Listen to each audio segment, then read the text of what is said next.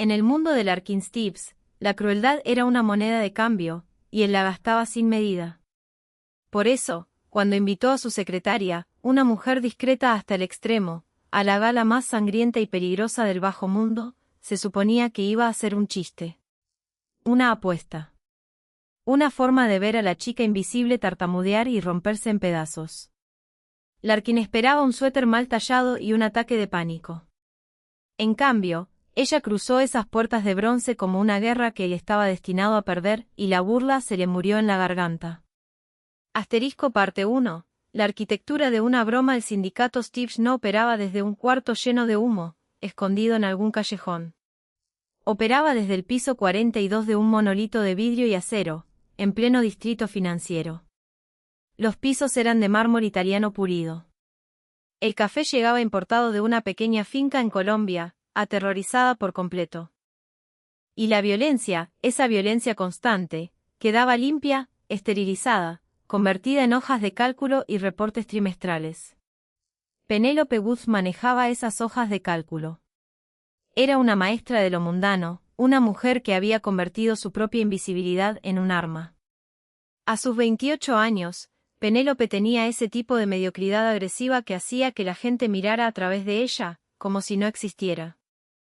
Usaba pantalones color cemento mojado. Sus blusas siempre tenían cuello alto y venían de tiendas departamentales que olían a lavanda y a derrota. Su cabello, de un castizo ceniza indefinido, siempre iba recogido en un broche severo que le provocaba un dolor de cabeza constante. Y a Penélope le gustaba ese dolor. La mantenía con los pies en la tierra. La mantenía despierta. Ella sabía exactamente para quién trabajaba. No procesaba facturas de compras masivas de cal industrial y láminas de plástico sin atar cabos. Pero los beneficios médicos eran extraordinarios.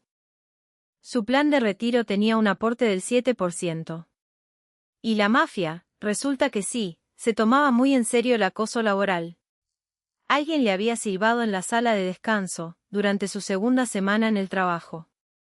A ese hombre lo transfirieron al área de manejo de desechos y nunca más se le volvió a ver. Penélope sobrevivía siendo mueble. Era la lámpara del escritorio. Era la engrapadora.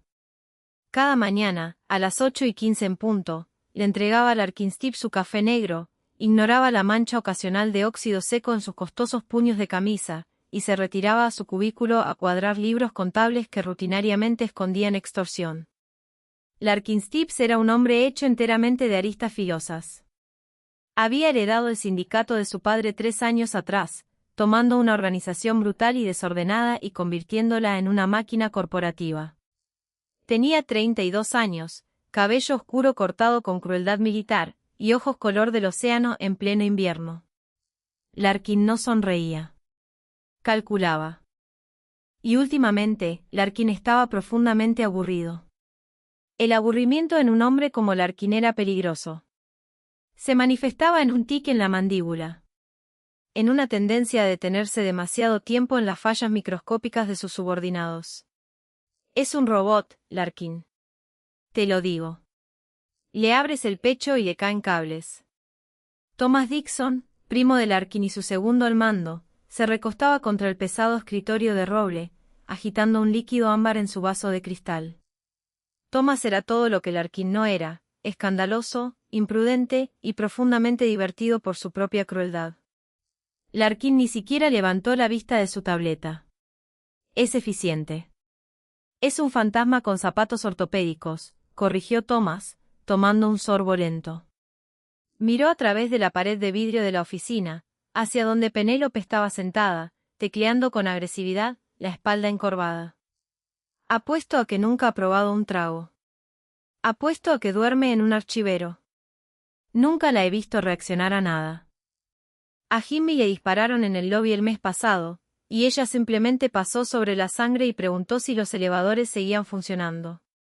Tenía una declaración de impuestos que entregar esa mañana, murmuró Larkin, con un tono sin la menor inflexión. Vamos, Larkin. ¿Dónde quedó tu sentido del humor? Thomas se despegó del escritorio, los ojos brillándole con malicia. La gala de solsticio es el viernes. Van a estar ahí todos los peces gordos de las 5 familias. Tráela. Larkin, por fin, dejó de deslizar el dedo por la pantalla. Levantó la vista, clavando esos ojos pálidos en su primo. Traer a mi secretaria a la gala de solsticio. Sí. Thomas sonrió, mostrando los dientes. Dile que es un evento corporativo obligatorio. Dile que se vista elegante. Y luego observa cómo llega en un traje de tweed y zapatos planos. El amanecer de la familia Stevens entrando con una bibliotecaria. No más las caras que van a poner van a valer la pena. Y verla tratar de sostener una conversación con Víctor, el de la brava. Seguro intenta ofrecerle una hoja de cálculo. Es una broma perfecta. Larkin volvió a mirar a través del vidrio. Penélope entrecerraba los ojos frente a su monitor, mordisqueando distraídamente la punta de un bolígrafo barato de plástico. Se veía completamente fuera de lugar en ese ambiente elegante y depredador del piso 42. Se veía suave, opaca, absolutamente quebradiza. Una chispa cruel y ociosa de diversión se encendió en el pecho de Larkin. Era una idea terrible. Era mezquina. Estaba por debajo de él. Si llora, dijo Larkin al fin, la voz baja, tú limpias el desastre. Trato hecho, rió Thomas. 10 minutos después, Larkin abrió la puerta de vidrio. El murmullo constante del piso se apagó de inmediato, como siempre sucedía cuando él salía. Caminó hasta el escritorio de Penélope. Ella no levantó la mirada hasta que él tocó con los nudillos la superficie del laminado. Señor Stevens, dijo ella, con voz plana y profesional. Las cuentas extraterritoriales ya están conciliadas. La discrepancia era un error de redondeo en la sucursal de Caimán. Bien, dijo Larkin. Estudió su rostro. Sin maquillaje. Una leve mancha de tinta en el pómulo izquierdo. Ojos color té claro. Despeja tu agenda para el viernes en la noche. Penélope parpadeó. El viernes en la noche. Después de las 6. Las 8. Hay una auditoría de emergencia. Estiró la mano hacia su planificador, un monstruo maltratado lleno de colores. Es una cena, dijo Larkin, observándola con cuidado, esperando alguna reacción. La gala de solsticio. En el Hotel Continental. Es obligatoria para el personal de alto rango. Era una mentira. Penélope no era personal de alto rango. Era una administrativa. La mano de ella quedó suspendida sobre el planificador. Levantó la vista hacia él. Por una fracción de segundo, Larkin vio algo filoso destellar en esos ojos color café opaco. Algo que se parecía, de forma alarmante, a la comprensión total. Pero luego desapareció, enterrado bajo una vida entera de obediencia practicada. Entiendo, dijo ella. Viste algo elegante, añadió Larkin, y las palabras se sintieron sorprendentemente pesadas en su lengua. Es un evento formal. Por supuesto, señor Stevens, respondió ella, el tono perfectamente parejo. Necesitará que lleve los archivos de proyección del tercer trimestre, o es estrictamente un evento de networking. Solo trae a tu persona, señorita Woods. Larkin se dio la vuelta y se alejó, sintiendo un giro repentino e inexplicable de culpa en el estómago. Lo tragó. Era solo una cena. Un poco de diversión inofensiva. Los leones jugando con el ratón antes de la matanza. Asterisco parte 2. La armadura Penélope no lloró cuando llegó a casa. Cerró el candado de su apretado apartamento en el cuarto piso, se quitó los zapatos sensatos de una patada, y se quedó mirando la pintura descascarada del techo. No era tonta. No sobrevivías 3 años en el epicentro de un sindicato del crimen organizado siendo despistada. Sabía exactamente que era la gala de solsticio. Ella misma manejaba el presupuesto del banquete. Conocía la lista de invitados. Era un nido de víboras, asesinos, extorsionistas y sociópatas en trajes a medida. Y sabía exactamente por qué Larkin Stevens la había invitado. Había visto a Thomas Dixon mirándola a través del vidrio. Había visto las sonrisitas burlonas. La creían un chiste. La secretaria invisible y patética, arrastrada hacia la luz brillante y ensangrentada de su mundo, solo para que pudieran verla encogerse. Querían verla achicarse.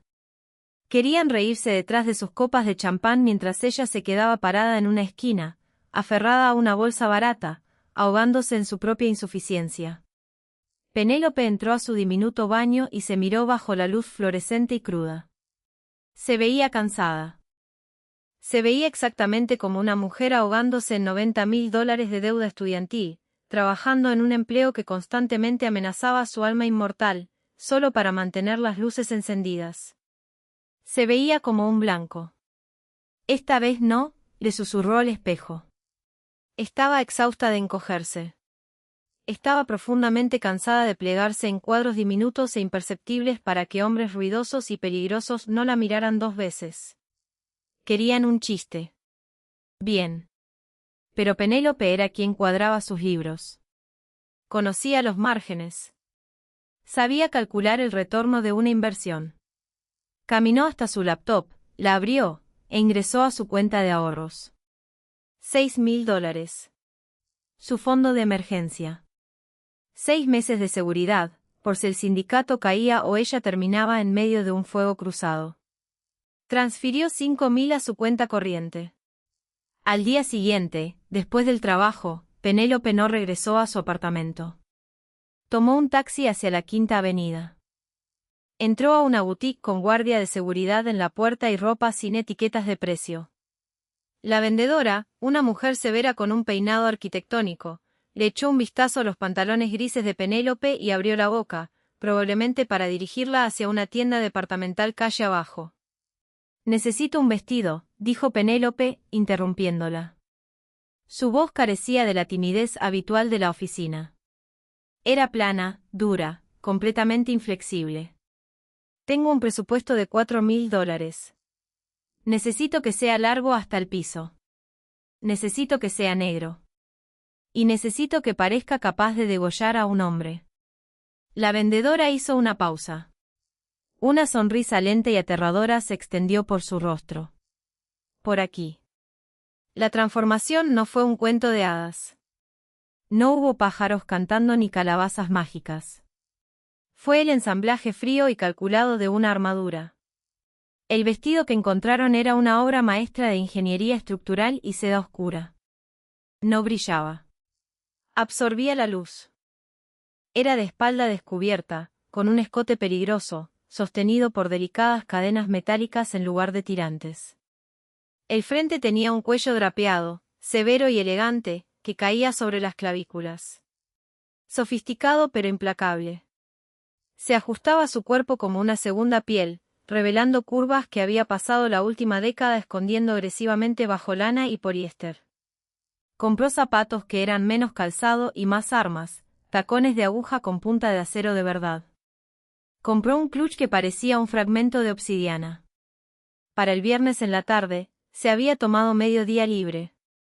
Se sentó en la silla de un salón de belleza y dejó que una extraña lavara el gris de su vida. «¿Qué vamos a hacer?», preguntó la estilista, pasando los dedos por el cabello castizo de Penélope. «Quiero que sea oscuro», dijo Penélope. «Color espresso. Y córtalo en un bob filoso».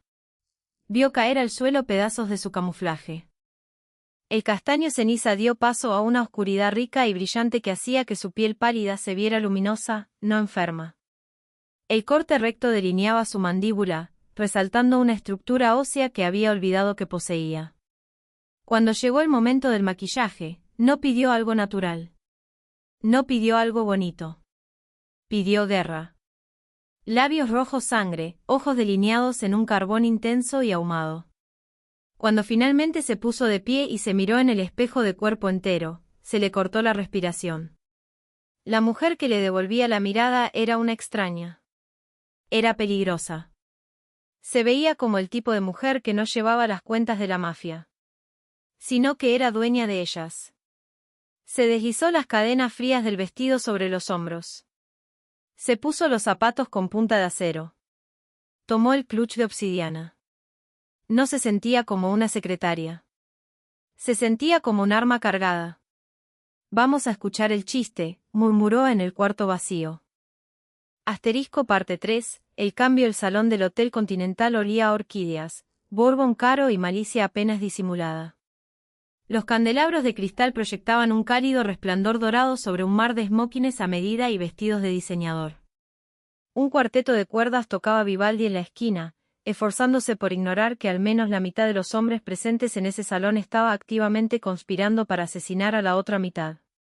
Larkin estaba de pie cerca de la barra central, un vaso de whisky flojo entre los dedos. Estaba en su elemento, saludando con la cabeza a subjefes, aceptando los saludos aterrorizados y respetuosos de asociados menores. Y sin embargo, había un nudo tenso de tensión en la base de su cuello. Miraba su reloj una y otra vez. Las 8:15. Ella llegaba tarde. Penélope Woods nunca llegaba tarde. En 3 años, jamás había pasado ni un minuto de las 8 de la mañana. Se rajó, dijo Thomas, apareciendo junto al codo de Larkin, luciendo satisfecho. Se sacó una pelusa de la solapa de terciopelo. Te dije que probablemente llegó al lobby, vio a un tipo con un bulto de pistola y salió corriendo llorando hacia sus gatos. No tiene gatos, dijo Larkin, mecánicamente. Lo que sea. El punto es que tu fantasmita no aguantó la presión. Honestamente, es lo mejor. Tenerla parada por ahí, viéndose como una maestra suplente, hubiera arruinado el ambiente. Larkin no respondió. Se quedó mirando el líquido ámbar en su vaso. Sintió una sensación pesada y fea instalándose en su estómago. No era decepción. Era vergüenza. Había intimidado a una civil. Había usado su poder para humillar a una mujer que no hacía más que mantener su imperio organizado. Fue un movimiento torpe y arrogante. Lo hacía sentir demasiado parecido a su padre. Voy por otro trago, murmuró Larkin, dándole la espalda a Thomas. Como quieras, rió Thomas. Voy a buscar a los de la Brava. A ver si quieren apostar cuánto te tardas en despedirla el lunes. Larkin dio un paso hacia el bartender. Y entonces el salón cambió. No fue un silencio repentino. Fue un cambio físico en la atmósfera, como la caída de presión barométrica justo antes de una tormenta violenta. El murmullo de las conversaciones vaciló. El cuarteto de cuerdas perdió el ritmo, el arco de la chelista raspando con fuerza contra las cuerdas antes de recuperarse. Las cabezas comenzaron a girar, una por una, hacia las grandes puertas de bronce en la entrada del salón. Larkin se detuvo. Se le erizó el vello de los brazos. Era un instinto de depredador. La atención colectiva de 100 hombres peligrosos acababa de fijarse en un solo punto del espacio. Se giró lentamente, esperando ver a un jefe rival, o quizás una redada policial. La vio a ella. Durante 3 segundos completos, el cerebro del Larkinsteve falló por completo en procesar la información visual que le llegaba. Ella estaba de pie en lo alto de la breve escalinata que descendía hacia el salón. La luz de los candelabros atrapaba las cadenas metálicas, mordiendo sus hombros de porcelana desnudos.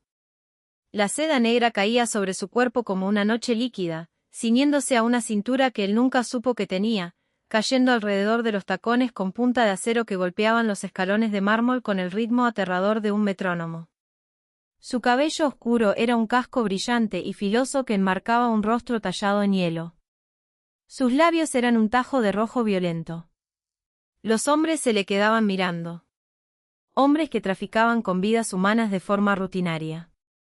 Hombres que compraban y vendían belleza como si fuera cobre. Completamente inmóviles. No se veía bonita. Se veía ruinosa.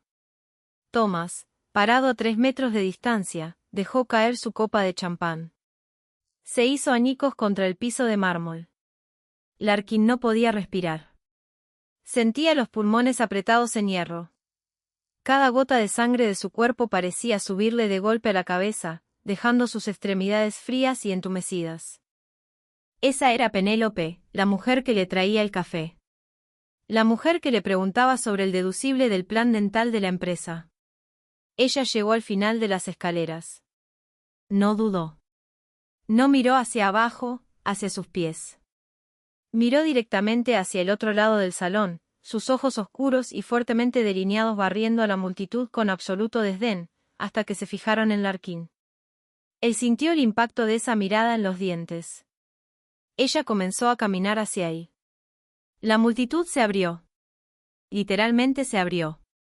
Asesinos endurecidos se hicieron a un lado, cediéndole un amplio espacio, sintiendo instintivamente que ella no era una presa. La mano de Larkin apretó el vaso de whisky hasta que sus nudillos se pusieron blancos. No podía moverse. Se sentía anclado al piso. La broma cruel que él y Thomas habían construido se disolvía rápidamente, reemplazada por una realidad eléctrica y aterradora. Ella se detuvo a 1 metro de él, lo suficientemente cerca como para que él pudiera olerla. No olía a lavanda de tienda departamental. Olía a ozono, como un fósforo recién encendido. Señor Stibbs, dijo Penélope. Su voz era la misma, calmada, precisa. Pero enmarcada por esos labios rojos y esa luz cruda, sonaba como una amenaza. Larkin abrió la boca. Su mente, normalmente una trampa de acero llena de tácticas y retórica, quedó completamente en blanco. Llegas tarde, logró decir. Fue algo estúpido, débil. Y se odió a sí mismo en el instante en que las palabras salieron de su boca. Penélope no se inmutó. Levantó ligeramente la barbilla, sus ojos oscuros clavándolo contra la pared detrás de él. Usted no especificó una hora, señor Stibbs, respondió con suavidad. Echó un vistazo alrededor del salón, observando las caras paralizadas de asombro, y luego volvió a mirarlo a él. Una sonrisa lenta y fríamente aterradora curvó las esquinas de sus labios rojos. Supuse que quería que hiciera una entrada. Esto cumple con los requisitos corporativos. Larkin la miró fijamente. El aire entre ellos se sentía denso, cargado de una gravedad violenta y repentina. Había invitado a un ratón a un matadero para verlo morir. Se dio cuenta, con una punzada fría de adrenalina, de que sin querer había invitado a una loba. Lo cede, murmuró Larkin, su voz cayendo una octava completa, fuera de su propio control. Excelente, dijo Penélope. Cambió su peso, la seda deslizándose suavemente sobre su cadera. Ahora, ¿cuál de estos caballeros es el contacto para las cuentas de Caimán? Tengo algunas preguntas sobre sus gastos operativos recientes. Ella no estaba ahí para sobrevivir a la broma. Estaba ahí para adueñarse del chiste. Larkin miró a esa mujer, a esa extraña que había estado escondida a plena vista en su oficina durante 3 años, y por primera vez en una década, el amanecer de la familia Stibbs sintió un miedo genuino, sin adulterar, y justo detrás de él, un hambre desesperada y consumidora. Parte 4. La auditoría. Larkin no sabía qué hacer con las manos. Para un hombre que ordenaba habitualmente el desmantelamiento de organizaciones rivales antes de su expreso matutino, la súbita pérdida de función motora básica resultaba alarmante. Finalmente metió las manos en los bolsillos del pantalón, una postura tensa y defensiva, mientras caía en el paso junto a Penélope. Ella no esperó a que la guiara. Cortó a través del salón como un cuchillo a través de tejido blando. Los hombres que se habían burlado de su existencia horas antes ahora se apretaban contra las mesas altas para dejarla pasar. Miraban la línea severa de su corte bob, la extensión pálida de su espalda, y el clutch afilado y caro que sostenía como si fuera un ladrillo. Langdon, dijo Penélope en voz baja, sin mirar a Larkin mientras caminaban. Arthur Langdon. Él maneja el enrutamiento a través de las empresas fantasma de Gran Caimán, ¿correcto? Sí, dijo Larkin. Su voz sonó delgada a sus propios oídos. Se aclaró la garganta. Está parado junto a la escultura de hielo. Traje gris, sudando. Debería estar sudando, murmuró Penélope. Arthur Langdon era un hombre nervioso y húmedo que se robaba una fracción insignificante de los fondos lavados del sindicato. Era una cantidad tan pequeña que Larkin ni siquiera se había molestado en matarlo por eso todavía.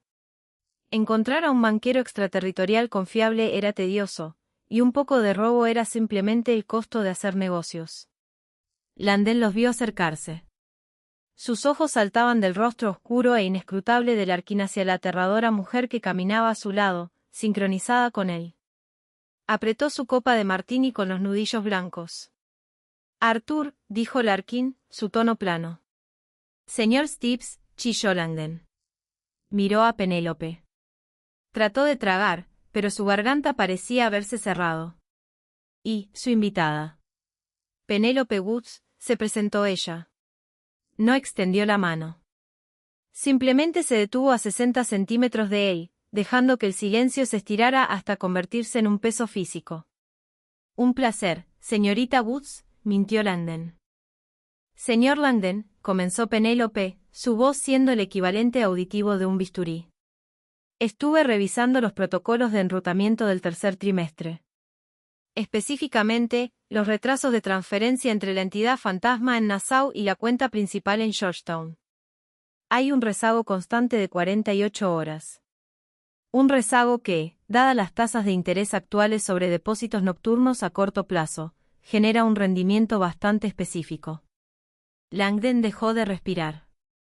El color se le fue del rostro, dejando su piel del color de la avena vieja. Larkin lo observó. Luego, lentamente, giró la cabeza para mirar a su secretaria. Yo no sé de qué habla, tartamudeó Langdon, mirando suplicante a Larkin. Las transferencias internacionales toman tiempo. Cumplimiento bancario. El cumplimiento bancario es automático, interrumpió Penélope con suavidad. Corrí los algoritmos en los registros de la red SWIFT. El retraso no es sistémico. Es manual. Alguien está reteniendo los fondos en una cuenta intermediaria de alto rendimiento durante exactamente 2 días antes de pasarnos el principal. Se están quedando con los intereses. Tomó un sorbo lento y calculado de un vaso de agua con gas que había tomado de una bandeja que pasaba. Dejó que el silencio se extendiera, pesado y sofocante. Durante 3 años, continuó Penélope, sus ojos oscuros completamente desprovistos de piedad, ese interés robado se ha ido acumulando. Suma aproximadamente $412.000. Más o menos, según las fluctuaciones del tipo de cambio. La copa de martini de Langdon resbaló de sus dedos. Golpeó el piso alfombrado con un ruido sordo, la ginebra empapando la lana costosa. Larkin sintió un escalofrío frío y agudo recorrerle la columna. Sabía que Langdon robaba. Lo había calculado en unos 50.000 al año. No se había dado cuenta de que la rata se robaba más de 100.000, ni de cómo exactamente lo estaba haciendo. Larkin, te lo juro, dijo Langdon entre dientes, dando un paso hacia atrás. Ella se lo está inventando. ¿Quién es esta? ¿Alguna auditora? Es mi secretaria, dijo Larkin suavemente. Una sonrisa lenta y peligrosa finalmente le cruzó el rostro. Era la primera vez que sonreía en toda la semana. Y cuadra mis libros. Thomas Dixon se materializó entre la multitud, una copa de champán fresca en la mano, con el rostro enrojecido e irritado por el repentino cambio en el centro de gravedad del salón. Se metió al círculo, mirando a Penélope de arriba abajo con una mezcla de hostilidad y hambre descarada. ¿Qué está pasando aquí?, exigió Thomas. Le lanzó una sonrisa burlona a Penélope. Bonito disfraz, Woods. Alquilado por hora. Fue un intento crudo y estúpido de reafirmar dominio, de meterla de vuelta en su caja. Penélope no parpadeó. Giró la cabeza lentamente para mirar a Thomas.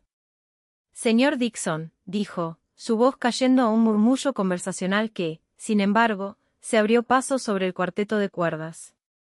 Noté que el presupuesto de banquetes para las reuniones semanales de su sector aumentó un 40% este trimestre. Las facturas indican que usted ordena Balch importado para 15 hombres cada martes. Sin embargo, el proveedor de carne que usa es propiedad de su cuñado. Thomas se congeló, la boca a medio abrir. Si va a defalcar a su propio primo, dijo Penélope, inclinándose apenas una fracción de segundo, el aroma a ozono y hierro cubriéndolo, le sugiero que no lo haga a través de un rastro en papel de bistecs. Es poco inspirado, y me insulta la inteligencia cuando tengo que registrarlo. Se giró de vuelta hacia un Arthur Langdon hiperventilando. Que transfiera los 412.000 que faltan a la cuenta operativa principal, el lunes a las 9 de la mañana, señor Langdon. O el señor Stevens dejará de delegarme a mí, y comenzará a delegar en los hombres que están parados junto a las salidas. No esperó una respuesta. Giró sobre el tacón de acero y caminó hacia las puertas de la terraza. Larkin la vio irse. Miró a Langdon, que se aferraba al pecho, y luego a Thomas, que parecía como si acabara de ser atropellado por un camión de cemento. Lunes a las 9, repitió Larkin hacia Langdon. Dejó a su subjefe y a su banquero corrupto ahogándose en su propio pánico, y siguió a su secretaria hacia el frío. Parte 5. El ajuste de cuentas. El aire de la terraza era cortante, penetrando la seda delgada del vestido de Penélope en cuanto puso un pie afuera. Caminó hasta la barandilla de piedra pesada, aferrando el granito frío con ambas manos. Abajo, la ciudad era una cuadrícula de luces doradas y rojas, moviéndose y respirando en la oscuridad. Su corazón golpeaba contra sus costillas como un pájaro atrapado.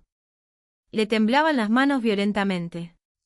Presionó la frente contra la piedra fría, forzándose a respirar profundo y despacio. Lo había logrado. Había encendido la mecha. Pero la adrenalina ya se estaba retirando, dejando tras una realidad fría y aterradora. Acababa de humillar públicamente a un subjefe y amenazar a un banquero de cartel. Se había pintado un blanco enorme y luminoso en la espalda. La pesada puerta de vidrio se abrió y se cerró. Pasos firmes y pesados cruzaron el concreto. Ella no se giró. Conocía la cadencia de ese caminar. Larkin se detuvo a su lado. No habló de inmediato. Sacó una pitillera de plata del bolsillo interior, extrajo un cigarrillo y lo encendió. El destello del encendedor iluminó su perfil filoso, el cansancio pesado alrededor de sus ojos, la línea brutal de su mandíbula. Cerró el encendedor de golpe y exhaló una nube de humo gris hacia el aire helado. «Estás temblando», dijo. Su voz no era el tono plano y muerto que usaba en la oficina. Era baja, áspera. «Estamos a -1, señor Stevens», respondió ella, manteniendo la mirada fija en el tráfico de abajo. Larkin se quitó la chaqueta del traje, una pieza a medida, lana pesada y forro de seda, y dio un paso más cerca, colocándola sobre sus hombros desnudos. La chaqueta estaba tibia. Olía a cedro, tabaco, y al mundo violento y caro que la habitaba. Penélope se puso rígida, pero no se apartó. Se ajustó las solapas más fuerte contra el pecho. 3 años, dijo Larkin, apoyando los antebrazos en la barandilla, mirando el horizonte. Llevas 3 años sentada afuera de mi puerta, usando lana gris, disculpándote cuando la copiadora se atascaba. Actuando como si un ruido fuerte pudiera matarte. Un ruido fuerte en el piso 42 usualmente involucra una bala de punta hueca, señaló Penélope con sequedad. Encogerse es un mecanismo lógico de supervivencia. Larkin giró la cabeza para mirarla. La luz dura de la terraza proyectaba sombras profundas bajo sus pómulos. ¿Por qué?, preguntó. ¿Por qué esconderte? Tienes una mente como una trampa de acero. Acabas de destripar a Langdon en 60 segundos. Podrías haber estado dirigiendo toda la división de contabilidad. Te habría pagado el triple. Penélope finalmente se giró para enfrentarlo. La rabia que había estado reprimiendo durante años estalló, quemando el miedo residual.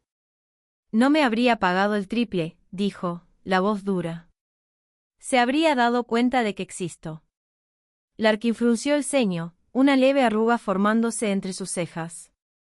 Mire este salón, dijo Penélope, gesticulando a ciegas hacia atrás, hacia las puertas de vidrio del salón. Mire a los hombres ahí adentro. Mire a Thomas. Mírese usted. Dirige una máquina construida sobre violencia, paranoia y ego. Sabe qué les pasa a las mujeres que destacan en este mundo. Mujeres que muestran que son inteligentes, o competentes, o peligrosas. Larkin permaneció en silencio, la ceniza de su cigarrillo consumiéndose. Se convierten en amenazas, respondió ella a su propia pregunta. O se convierten en propiedad. Se vuelven blanco de hombres como su primo, que resienten ser superados en inteligencia por alguien a quien consideran mueble. Tengo $90.000 en deuda estudiantil, señor Steeves. Mi madre está en un centro de cuidado de memoria que cuesta $6.000 al mes. Necesitaba el salario. Necesitaba los beneficios médicos. No necesitaba demostrar nada. Se alejó de la barandilla, girándose por completo hacia él. La chaqueta enorme la tragaba, pero se veía 10 veces más grande de lo que jamás se había visto en su cubículo. Así que usé los pantalones grises, continuó, su voz temblando con una mezcla de rabia y agotamiento. Usé el broche en el cabello. Me limpié el maquillaje y me quedé mirando el piso. Y dejé que Thomas me llamara fantasma, porque ser invisible era la única forma de estar a salvo en un edificio lleno de depredadores. Larkin sintió un nudo apretado y doloroso formándose en su pecho. Era una sensación extraña. Le tomó un largo momento identificarla como vergüenza. Había pensado que era un buen jefe. Mantenía la violencia fuera de las oficinas corporativas. Pagaba bien. Pero había estado completamente ciego a la realidad del ecosistema que gobernaba. Había dejado que Thomas se burlara, y peor aún, la había traído esa noche como una broma. Había intentado arrancarle la armadura solo para aliviar su propio aburrimiento. ¿Y esta noche? Preguntó Larkin, la voz baja. ¿Por qué dejar caer el disfraz esta noche? Penélope soltó una risa dura, sin humor. Porque me arrastró usted al centro de atención. Sabía por qué me invitó. Escuché a Thomas. Sabía cuál era el chiste. Dio un paso más cerca de él. Levantó la barbilla para encontrar sus ojos, la mirada completamente inquebrantable. Si hubiera entrado esta noche con mi suéter, dijo en voz baja, usted se habría reído. Thomas se habría reído. Habría seguido siendo un chiste, pero un chiste humillado. La invisibilidad ya no funcionaría. Usted me forzó la mano. Si me iban a empujar al nido de víboras, iba a asegurarme de que las víboras supieran que yo también tengo colmillos. Larkin la miró fijamente. La rabia en sus ojos era magnífica. Era cruda, real y completamente justificada. Ella había jugado el juego a la perfección durante 3 años, y él había roto el tablero por capricho. Dejó caer el cigarrillo al concreto y lo apagó con el talón de su zapato Oxford. Te ganaste un enemigo en Thomas esta noche, dijo Larkin, exponiendo un hecho logístico. Es mezquino. Guarda rencor. Lo sé. Langdon probablemente entrará en pánico y tratará de huir, añadió Larkin. Se resolverá antes del lunes, pero deja un vacío en el enrutamiento extraterritorial. Puedo redireccionar las cuentas de Nassau a través de una empresa fantasma diferente en Belice, dijo Penélope de inmediato, sin perder el ritmo. Reducirá el tiempo de transferencia a 12 horas y limpiará el rastro digital mucho mejor de lo que Langdon jamás logró. Larkin dejó salir un largo suspiro. Un silencio pesado se instaló entre ellos, interrumpido solo por el aullido lejano de una sirena de policía en las calles de abajo.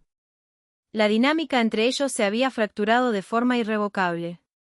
La lámpara de escritorio acababa de conectarse a la red eléctrica principal de la ciudad. El lunes en la mañana, dijo Larkin, la voz cayendo a un registro bajo y peligroso, no usarás los pantalones grises. Penélope apretó su agarre en la chaqueta. Me está despidiendo, señor Steeves. No, dijo Larkin. Dio un paso adelante, cerrando la distancia entre ellos hasta que pudo leer el ozono otra vez. Miró hacia el rojo intenso de sus labios, la inteligencia filosa en sus ojos, y la rabia aterradora y hermosa que irradiaba de su piel. Te estoy ascendiendo. No esperó a que ella lo procesara. Se dio la vuelta y caminó de regreso hacia las puertas de vidrio del salón, el aire frío golpeándolo, tonificante y filoso. Tenía un banquero de cartel que cazar, un subjefe que amordazar, y una nueva realidad que construir. La broma había terminado. Asterisco parte 6. La oficina de la esquina el lunes por la mañana llegó con el frío gris que muerde, típico de noviembre en la ciudad. El piso 42 zumbaba con su eficiencia depredadora habitual. Los teclados repiqueteaban. Las máquinas de expreso usiseaban. Hombres de traje oscuro se movían con el propósito silencioso y apresurado de gente que sabía que el fracaso no era un motivo de despido, sino algo mortal. A las 8:15 en punto, las puertas del elevador sonaron y se deslizaron abiertas. Penélope Woods pisó el piso. No usaba lana gris. Usaba un traje sastre de rayas grises, cortado a medida, que abrazaba sus hombros y se abría perfectamente en los tobillos. El broche de plástico barato había desaparecido. Su cabello oscuro caía en una línea recta y filosa que enmarcaba su mandíbula. Usaba zapatillas de tacón negras de cuero que resonaban con fuerza contra el mármol italiano, sin puntas de acero, pero cargando exactamente la misma amenaza. Su labial era un morado discreto, apropiado para negocios, pero sus ojos estaban delineados en un negro filoso e implacable. El silencio que recorrió el piso no fue inmediato. Fue una ola. Comenzó en el escritorio de recepción, donde la asistente administrativa dejó literalmente de teclear, la mandíbula desencajada. Se extendió por el área de cubículos. Las conversaciones murieron a mitad de oración. Los ojos siguieron el avance de Penélope mientras pasaba por completo el grupo administrativo. Caminó hacia la suite ejecutiva. Específicamente, caminó hacia la oficina de la esquina, adyacente a la de Larkin, un espacio que había estado vacío desde que el antiguo director financiero fue acusado formalmente y desapareció, 3 años atrás. La pesada puerta de vidrio estaba abierta. Su nombre ya estaba grabado en una placa de acero cepillado montada en el muro. Penélope Woods, directora de operaciones financieras. Entró. La oficina era enorme, con paredes de vidrio con vista al puerto. Un escritorio masivo de caoba dominaba el centro. Sobre él, 2 monitores curvos, una línea telefónica encriptada de última generación, y un solo café negro, todavía humeando. Penélope dejó su maletín de cuero. Miró el café. No tuvo que preguntar quién lo había puesto ahí. Ahora lo prefiero con un chorrito de leche de avena, le dijo al cuarto vacío. Anotado. Larkin salió del corredor privado adyacente que conectaba sus oficinas. Vestía un traje azul marino, sin corbata, los 2 primeros botones de la camisa desabotonados. Se veía descansado, lo cual era mentira. No había dormido desde el viernes. Había pasado el fin de semana desmantelando la vida de Arthur Langdon, confiscando sus bienes, y asegurándose de que el banquero aterrorizado quedara en un vuelo sin retorno hacia un país sin tratado de extradición. Larkin se recostó contra el marco de la puerta, observándola. La estudiaba con una intensidad que le erizó el vello de los brazos a ella. ¿El escritorio es satisfactorio?, preguntó. Es escandaloso, dijo Penélope, pasando la mano sobre la madera pulida. Pero soportará los libros extraterritoriales. Langdon ya no está, dijo Larkin. Entró al cuarto, cerrando la distancia entre ellos. El vacío en el enrutamiento está abierto. Tenemos 48 horas antes de que las cuentas de retención en Nassau disparen una auditoría automática de la Junta Fantasma. Se lo dije el viernes, respondió Penélope, sacando su silla y sentándose. Encendió los monitores. Puedo redireccionar a través de Belice. Solo necesito los códigos de autorización y su firma digital para saltar los protocolos secundarios. Los tienes, dijo Larkin. Sacó una memoria USB plateada del bolsillo y la lanzó sobre el escritorio de ella. Cayó con un chasquido contra la madera. Todo está ahí. Tienes control total del sistema. Penélope miró la memoria. Era la llave digital de la tesorería completa del sindicato Steves. Miles de millones de dólares en fondos lavados, redes de extorsión y propiedades inmobiliarias legítimas. Él estaba entregándosela a una mujer a la que, 72 horas atrás, había considerado una secretaria invisible. Me está confiando la tesorería, dijo ella, la voz plana, ocultando un repentino pico de adrenalina. Te estoy confiando ser exactamente quien me demostraste que eras el viernes por la noche, corrigió Larkin. Una mujer que entiende los márgenes mejor que nadie en este edificio. Antes de que ella pudiera responder, la pesada puerta de vidrio de su oficina se abrió de golpe con fuerza suficiente para agrietar las bisagras. Thomas Dixon entró como una tormenta. Tenía el rostro enrojecido de un rojo oscuro y violento. No miró a Penélope. Fue directo hacia Larkin. ¿Qué carajos es esto?, exigió Thomas, gesticulando salvajemente alrededor del cuarto. Ella se queda con la oficina de la esquina. Ella se queda con el título de directora. Es una mecanógrafa glorificada, Larkin. Estás convirtiendo en una burla la cadena de mando. Larkin no se movió. No parpadeó. El cambio en su comportamiento fue absoluto. El hombre callado e intenso que acababa de entregar su imperio financiero desapareció, reemplazado al instante por el amanecer. Thomas, dijo Larkin, la voz cayendo a un susurro aterradoramente calmado. Baja la voz. Thomas ignoró la advertencia. Volcó su veneno hacia Penélope, golpeando las manos planas contra su escritorio de caoba. ¿Crees que porque te pones un poco de maquillaje y juegas a disfrazarte en una gala de repente eres una jefa mafiosa? Eres una CBI. No sabes cómo funciona este mundo. En el momento en que las cosas se pongan sangrientas, te vas a quebrar. Penélope no se inmutó. Dobló lentamente las manos sobre la memoria USB plateada. Levantó la vista hacia Thomas, su expresión completamente desprovista de emoción. Señor Dixon, dijo Penélope. Actualmente estoy revisando los fondos discrecionales de sus operaciones de refuerzo en el distrito de la confección. Está operando con una pérdida del 22% comparado con el año anterior. Está pagando sobornos a inspectores que ya fueron acusados por el Estado, lo que significa que está tirando fondos del sindicato a un agujero negro. La boca de Thomas se abrió, pero no salió ningún sonido. A partir de esta mañana, continuó Penélope con suavidad, su presupuesto discrecional queda congelado. Todo gasto que supere los $500 requerirá mi aprobación directa por escrito. Si quiere comprar una caja de balas, someterá un recibo detallado. Thomas se giró lentamente hacia Larkin, los ojos abiertos de indignación. ¿Vas a dejar que haga esto? Me está cortando las piernas. Está evitando que sangres mi dinero, corrigió Larkin. Sus ojos estaban muertos, fijos en su primo. Ella es la directora de finanzas. Le respondes en todo asunto monetario. Si le vuelves a hablar con ese tono, terminarás manejando las rutas de desechos en Staten Island. Quedó claro. El silencio en la oficina era sofocante. Thomas miró a Larkin, dándose cuenta con un choque frío de que su primo no estaba blofeando. La jerarquía había cambiado. El chiste se había convertido en el juez. Thomas tragó saliva con dificultad, la mandíbula apretada.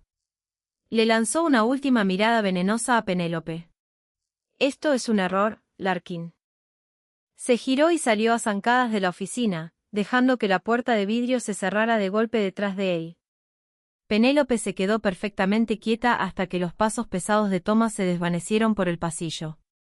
Uf, exhaló, los hombros bajando apenas una fracción. Va a tomar represalias, dijo en voz baja. Que lo intente, dijo Larkin. Caminó hacia su escritorio, inclinándose ligeramente hasta quedar a su altura. El aroma a cedro y aire frío la envolvió. Tú manejas los números, Penélope.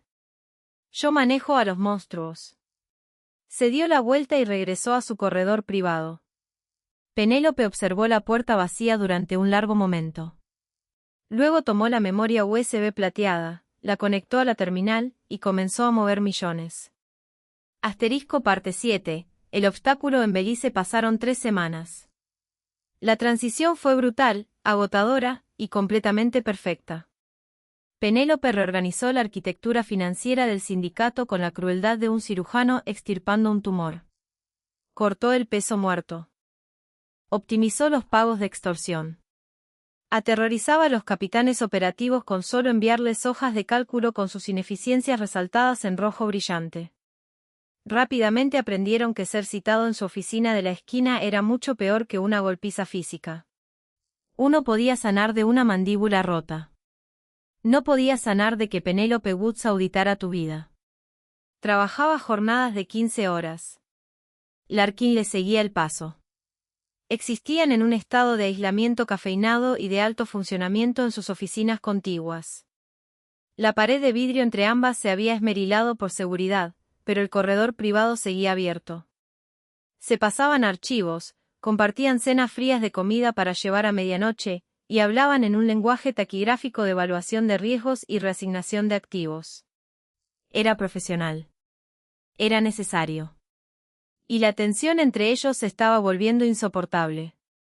Cada vez que Larkin le entregaba un documento, sus dedos se demoraban un segundo de más contra los de ella. Cada vez que Penélope levantaba la vista de sus pantallas, lo encontraba parado en el marco de la puerta, observándola con un hambre oscura y pesada que apenas se molestaba en ocultar. La dinámica había cambiado, de depredador y presa, a dos depredadores tope rondando la misma jaula, sin que ninguno estuviera completamente seguro de quién debía atacar primero. El punto de quiebre llegó un martes a la 1 de la madrugada. La lluvia azotaba las ventanas del piso al techo de la oficina de Penélope, distorsionando las luces de la ciudad en rayas de neón sangrantes y furiosas. El piso estaba completamente vacío, sumido en la oscuridad, salvo por los charcos de luz que irradiaban de sus lámparas de escritorio. Penélope estaba mirando una línea de código en su monitor principal, frotándose las sienes. Un dolor de cabeza sordo y pulsante se le había instalado detrás de los ojos desde las 8 y se negaba a irse. «Rebotó otra vez», murmuró. Larkin apareció en la puerta con 2 vasos de whisky. Entró, dejando uno cerca del teclado de ella. «La ruta de Belice». «Sí». Penélope tomó el pesado vaso de cristal, bebiendo un sorbo agradecido. El ardor la centraba. La empresa fantasma secundaria está rechazando los protocolos de transferencia. No es una alerta automatizada. Alguien del lado receptor está bloqueando manualmente el depósito. Larkin frunció el ceño, arrastrando una silla para sentarse a su lado. Se inclinó, el hombro rozando el de ella. Se sentía demasiado sólido, demasiado tibio, en la oficina fría y cavernosa. ¿Quién controla el nodo receptor?, preguntó, mirando la pantalla. Javier Méndez, dijo Penélope, abriendo un expediente en su segundo monitor. Enlace del cartel. Maneja la distribución regional para la costa sur. Landen solía tratar directamente con él. Méndez es un sociópata paranoico, señaló Larkin, la voz plana. Si está bloqueando la transferencia, sospecha una trampa. Sabe que Langdon ya no está. No confía en la nueva firma. Quiere una reunión cara a cara, dijo Penélope, señalando un hilo de mensajes seguro en la parte inferior de la pantalla. Mandó un mensaje encriptado hace 1 hora. Quiere conocer a la nueva directora. Mañana en la noche, en Miami. La postura de Larkin cambió al instante. La cercanía casual desapareció, reemplazada por una tensión rígida y enrollada. No. No es una petición, Larkin. Los fondos están en el limbo. Si se quedan ahí otras 48 horas, los algoritmos federales van a marcar el volumen. Perdemos 12 millones. Dije que no, repitió Larkin, poniéndose de pie de golpe. Se alejó del escritorio, pasándose una mano por el cabello oscuro. Iré yo. Llevaré un equipo a Miami, me sentaré con Méndez y lo forzaré a autorizar los códigos de recepción. Penélope giró su silla para encararlo. No puede. Méndez no quiere músculo. Quiere al arquitecto. Necesita saber que la persona que presiona los botones no es un agente federal que confiscó la laptop de Landen. Si aparece con un equipo, va a quemar las cuentas y desaparecer. Es un ejecutor de cartel, Penélope, dijo Larkin, girándose de nuevo hacia ella, los ojos ardiendo. Despelleja gente viva por robarle un poco. No vas a ir a una reunión con él. Soy la directora de finanzas, replicó ella, la voz elevándose, igualando su volumen. Se puso de pie, el cansancio reemplazado por un repentino y feroz arranque de adrenalina. Esta es mi ruta. Estas son mis cuentas. Usted me puso en esta silla para arreglar la máquina. Déjeme arreglarla. Tú arreglas los números aquí adentro, dijo Larkin, entrando en su espacio, cerrando la distancia hasta que quedaron a centímetros el uno del otro. La miraba fijamente, la mandíbula tensa. No vas al campo. No te sientas en un cuarto con hombres que ven la vida humana como un error de redondeo. Penélope lo miró fijamente. No retrocedió. El aire entre ellos era eléctrico, denso de rabia y de algo mucho más peligroso. ¿Hombres como usted?, preguntó ella, en voz baja. Larkin se detuvo. Las palabras lo golpearon como un golpe físico. La miró fijamente, la rabia en sus ojos fracturándose, revelando el pánico crudo y desesperado que se ocultaba debajo. No la quería a salvo porque fuera un activo valioso. La quería a salvo porque la sola idea de que Javier Méndez la mirara siquiera le helaba la sangre. No voy a dejar que entres a una casa de seguridad de un cartel, dijo Larkin, la voz cayendo a un susurro áspero y desgarrado. Entonces entré conmigo, respondió Penélope. Su voz era firme, pero el corazón le golpeaba contra las costillas. No dio un paso atrás. No traiga al equipo. No traiga a Thomas. Traiga a mí. Usted es el amanecer. Yo soy su representante. Le mostramos un frente unido. Méndez respeta el poder. Si lo ve a usted respaldando mi jugada, va a liberar la retención. Larkin la miró. Miró la línea dura e inflexible de su mandíbula, el fuego oscuro en sus ojos. Ya no era la secretaria tímida. Y no era solo una tiburona corporativa. Era su igual. Entendía la violencia, el riesgo, y estaba dispuesta a entrar a la sangre para proteger su imperio. Extendió la mano, envolviendo su brazo, su agarre apretado, posesivo. Si algo sale mal, dijo Larkin, su pulgar rozando la seda de su blusa, los ojos fijos en los de ella. Si él siquiera respira en tu dirección de la forma equivocada, los números ya no van a importar. Voy a quemar toda su operación hasta las cenizas. Penélope sintió un escalofrío recorrerle la columna que no tenía absolutamente nada que ver con la lluvia fría golpeando el vidrio. Entendido, murmuró. Empaca una maleta, dijo Larkin, finalmente dando un paso atrás, aunque sus ojos nunca se apartaron de los de ella. Salimos al amanecer. Asterisco parte 8. La reunión de Miami a Miami no le importaba la lógica fría de Nueva York. Era una ciudad construida sobre calor opresivo, luz solar cegadora, y una humedad que se sentía como un peso físico sobre el pecho. Javier Méndez eligió una sala de conferencias con paredes de vidrio, en un rascacielos con vista a la bahía de Biscayne, para la reunión. El aire acondicionado estaba al máximo, tanto que el cuarto se sentía como una cámara frigorífica, un contraste marcado con el sol abrasador de afuera. Era una táctica de interrogación. A Méndez le gustaba que sus invitados estuvieran incómodos. Estaba sentado a la cabeza de una larga mesa de mármol, flanqueado por dos hombres que usaban trajes de lino caros, ligeramente abultados en la cintura. Méndez, en sus 40 tardíos, impecablemente arreglado, con un reloj de oro pesado atrapando la luz cruda del techo. No se puso de pie cuando Larkin y Penélope entraron. Larkin vestía un traje gris carbón ligero, su expresión una máscara de absoluta indiferencia violenta. Le sacó la silla a Penélope, esperó a que se sentara, y luego tomó el asiento junto a ella, ignorando por completo a los guardias armados. Méndez se inclinó hacia adelante, apoyando los codos en el mármol. Miró primero a Larkin, ofreciendo un asentimiento lento y calculado.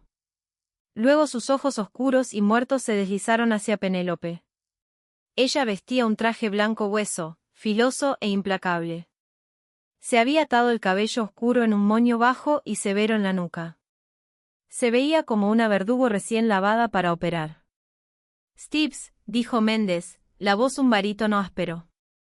Esperaba un séquito fuertemente armado, no a ti y a una auditora. Ella es Penélope Woods, dijo Larkin con suavidad. Su voz no resonaba en el cuarto amplio. Absorbía el sonido a su alrededor. Es la directora de finanzas del sindicato Steves. Es la arquitecta del nuevo sistema de enrutamiento. Quería ver a la persona que presiona los botones. Aquí está. Méndez se rió. Fue un sonido seco y raspante. Arthur Langdon era una rata, pero entendía el ecosistema. Sabía mostrar respeto. Esta chica me manda un mensaje digital exigiendo la liberación de 12 millones en un nodo secundario. Yo no libero fondos del cartel a extraños. Mucho menos extraños que usan labial. Los dos hombres que flanqueaban a Méndez sonrieron con sorna. Penélope no parpadeó. Metió la mano en su maletín de cuero, sacó una sola carpeta delgada color manila, y la deslizó sobre el mármol pulido. Se detuvo a exactamente 2,5 centímetros de las manos entrelazadas de Méndez. «Ábrala», dijo Penélope. Méndez dejó de sonreír. Miró a Larkin, que permanecía perfectamente inmóvil, observando el intercambio con un orgullo oscuro y aterrador. Méndez abrió la carpeta.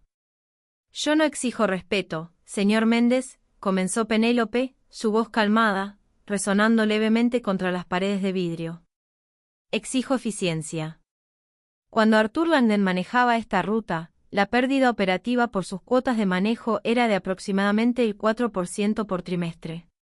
Usted afirmó que era necesario para sobornar a las autoridades portuarias en Belice». Méndez se quedó mirando la única hoja de papel dentro de la carpeta.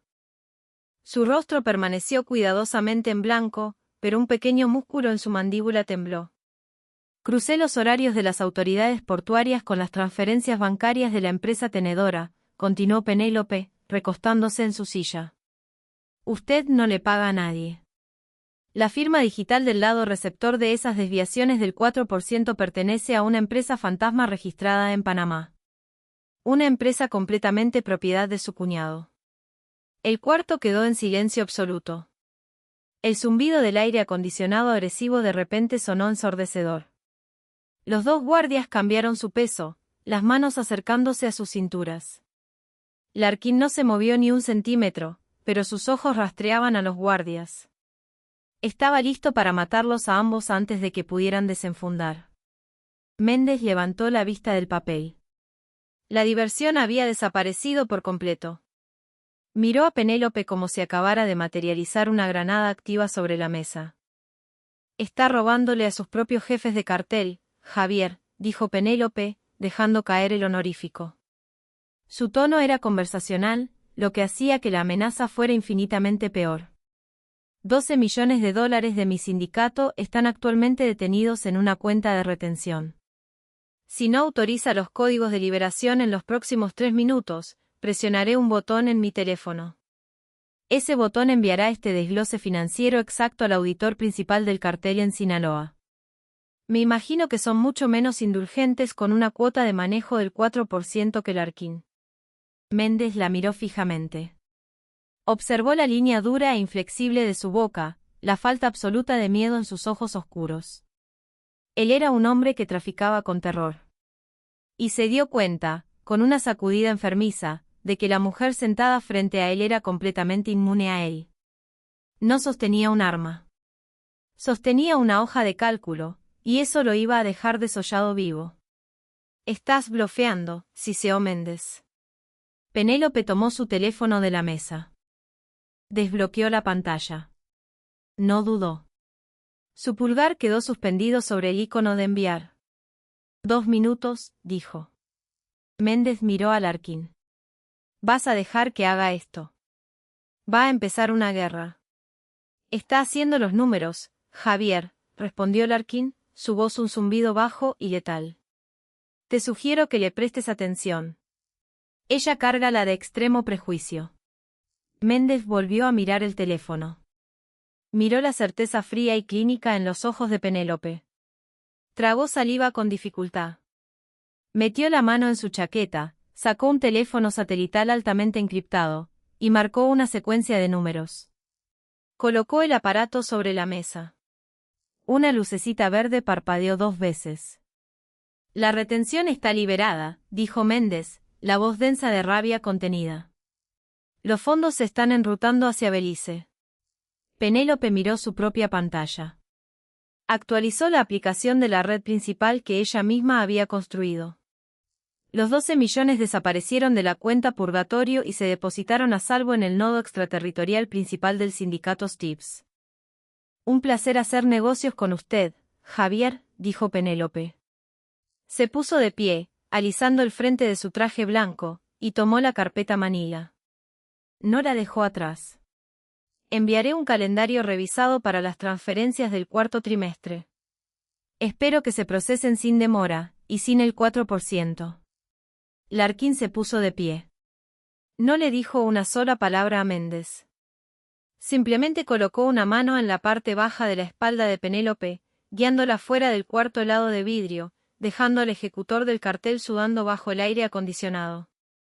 Asterisco parte 9. El libro se cierra. La caída de adrenalina golpeó a Penélope en el instante en que la pesada puerta de roble de su suite de hotel se cerró con un clic. Era un penthouse enorme y lujoso con vista al océano, bañado en la luz dorada y cálida de la tarde. Pero Penélope no notó la vista. Sus rodillas de repente se sentían hechas de agua. Dejó caer su maletín sobre una mesa de café de vidrio y se recostó pesadamente contra el respaldo de un sofá mullido, presionando las palmas de las manos contra los ojos. El corazón le latía tan rápido que le dolía físicamente. Acababa de extorsionar a un jefe de cartel. Había mirado a un asesino a los ojos y había amenazado su vida con una transferencia de datos. «Bebe», dijo Larkin. Ella abrió los ojos. Él estaba parado frente a ella, sosteniendo un vaso de bourbon puro. Ya se había quitado la chaqueta del traje y la corbata.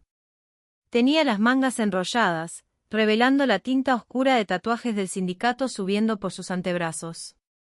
Penélope tomó el vaso. Le temblaba tanto la mano que el líquido ámbar se sacudió contra el borde. Se lo tomó de un solo trago ardiente, jadeando cuando el alcohol le golpeó la garganta. Larkin tomó el vaso vacío de sus dedos rígidos y lo dejó en la mesa.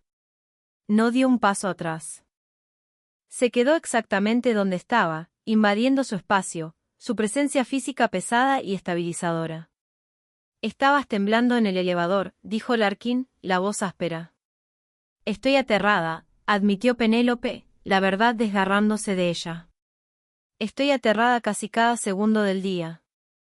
Estaba aterrada en el cubículo. Estaba aterrada en la gala. Estaba aterrada en ese cuarto de vidrio. No se te notaba.